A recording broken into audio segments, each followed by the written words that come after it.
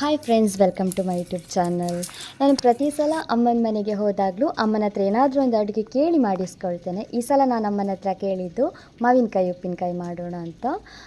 ನೀವು ಲಾಸ್ಟ್ ವ್ಲಾಗಲ್ಲಿ ನೋಡಿರ್ತೀರಿ, ನಾವು ಮಾವಿನಕಾಯಿ ಕೊಯ್ದದ್ದು ಉಪ್ಪಿನಕಾಯಿಗಾಗಿ. ಈ ಸಲ ಬಂದಾಗ ಅದಕ್ಕೆ ಮಸಾಲೆ ಎಲ್ಲ ರೆಡಿ ಮಾಡಿ ಫೈನಲಾಗಿ ಉಪ್ಪಿನಕಾಯಿ ಹೇಗೆ ರೆಡಿ ಆಯಿತು ಅಂತ ನೋಡೋಣ. ಬನ್ನಿ, ಹಾಗಿದ್ದರೆ ವಿಡಿಯೋ ಸ್ಟಾರ್ಟ್ ಮಾಡೋಣವಾ? Welcome back to my YouTube channel.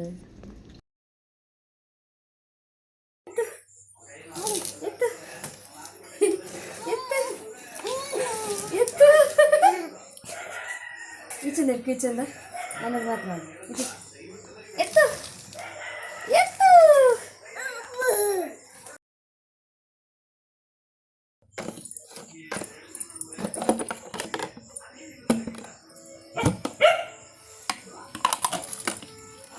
ಬೇಡ, ಇದಕ್ಕೆ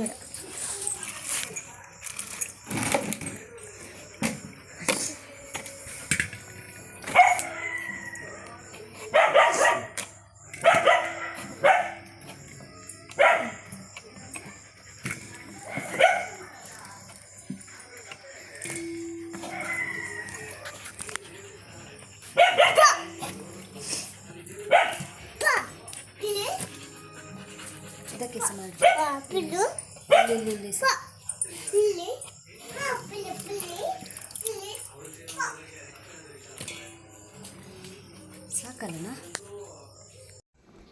ಇದು ಈ ಸಲ ನಮ್ಮಲ್ಲಿ ಬೆಳೆದ ಸೌತೆಕಾಯಿ. ಇನ್ನು ಮಳೆಗಾಲ ಬಂತು, ಗದ್ದೆ ಕೆಲಸ ಎಲ್ಲ ಸ್ಟಾರ್ಟ್ ಆಗ್ತದೆ, ಆಗ ಸಾಂಬಾರಿಗೆಲ್ಲ ಯೂಸ್ ಆಗ್ತದೆ. ಅದಕ್ಕೋಸ್ಕರ ನಾವು ಬೇಕಾದಷ್ಟು ಸ್ಟಾಕ್ ಇಟ್ಕೊಂಡಿರ್ತೇವೆ.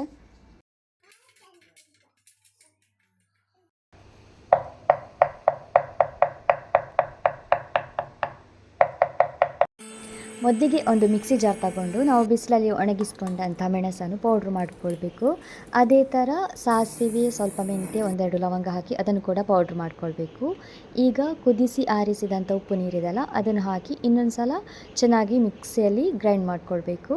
ಈಗ ಇದಕ್ಕೆ ಸ್ವಲ್ಪ ಅರಶಿನ ಸೇರಿಸಿ ಇನ್ನೊಂದು ಸಲ ಚೆನ್ನಾಗಿ ಮಿಕ್ಸ್ ಮಾಡಿಕೊಂಡ್ರೆ ಉಪ್ಪಿನಕಾಯಿ ಮಸಾಲೆ ರೆಡಿ ಆಯಿತು. ಇನ್ನಿಲ್ಲಿ ಒಗ್ಗರಣೆಗಾಗಿ ಬೆಳ್ಳುಳ್ಳಿ ಎಲ್ಲ ಸಿಪ್ಪೆ ತೆಗೆದು ನೀಟಾಗಿ ಕಟ್ ಮಾಡಿಟ್ಕೊಂಡದ್ದಾಯಿತು. ಒಂದು ಕಡೆಯಿಂದ ಮಾವಿನಕಾಯಿ ಎಲ್ಲ ಕಟ್ ಮಾಡಿದ್ದಾಯಿತು, ಇನ್ನೊಂದು ಕಡೆ ಮಸಾಲೆ ಕೂಡ ರೆಡಿ ಆಯಿತು. ಇನ್ನೇನಿದ್ರು ಒಗ್ಗರಣೆ ಹಾಕೋದೊಂದಷ್ಟೇ ಬಾಕಿ.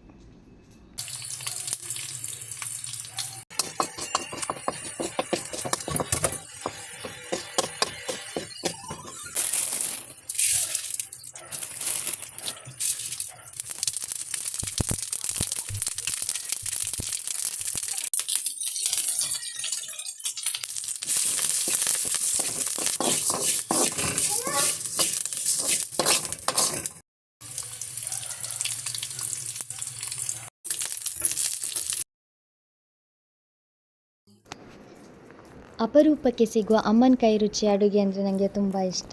ಅದರಲ್ಲೂ ಮಾವಿನಕಾಯಿ ಉಪ್ಪಿನಕಾಯಿ ನನ್ನ ಫೇವ್ರೇಟ್. ಅಮ್ಮನ ಕೈ ರುಚಿಯ ಯಾವ ಅಡುಗೆ ನಿಮಗೆ ಇಷ್ಟ ಅಂತ ಕಮೆಂಟ್ ಮಾಡಿ. ಹೊಸೊಬ್ಬರು ಯಾರಾದರೂ ನಮ್ಮ ಚಾನಲ್ ನೋಡ್ತಾ ಇದ್ದರೆ ಸಬ್ಸ್ಕ್ರೈಬ್ ಮಾಡೋದನ್ನು ಮರಿಬೇಡಿ. ಈ ವಿಡಿಯೋ ಇಷ್ಟ ಆದರೆ ಲೈಕ್, ಶೇರ್, ಕಮೆಂಟ್ ಮಾಡಿ. ಹಾಗೂ ಮುಂದಿನ ವಿಡಿಯೋದಲ್ಲಿ ಸಿಗೋವರೆಗೂ ಟೇಕ್ ಕೇರ್, ಬಾಯ್.